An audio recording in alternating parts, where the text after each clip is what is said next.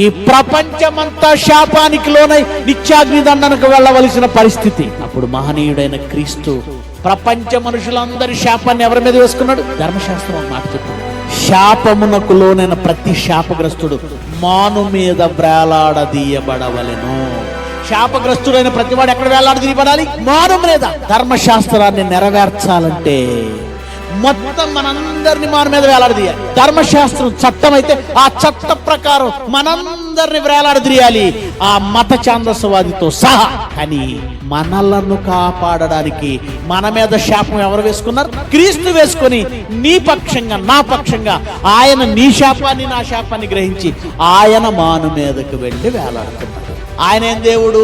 3 మేకులు పీక్కోలేదని నువ్వు ఎగతాళి చేస్తే, నీ మాటకు రోషం వచ్చేసి ఆయన మేకులు పీక్కొని వస్తే నీకు నాకు క్షమాపణ లేదు.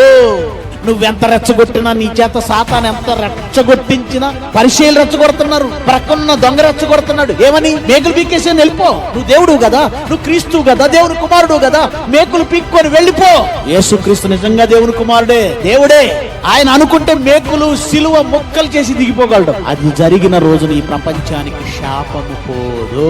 ప్రపంచం మీద ఉన్న శాపం పోవాలంటే యేసుక్రీస్తు సిలువపై ఏం చేయాలి? చనిపోవాలి. అంటే ఓ మత ఛాందసవాది, నీ పాపాన్ని క్షమించడానికి, నీ శాపాన్ని తీయడానికి ఆయన సిలువ మీద వ్రేలాడాడు. సిలువ మేకులతో తనను తాను ప్రాణం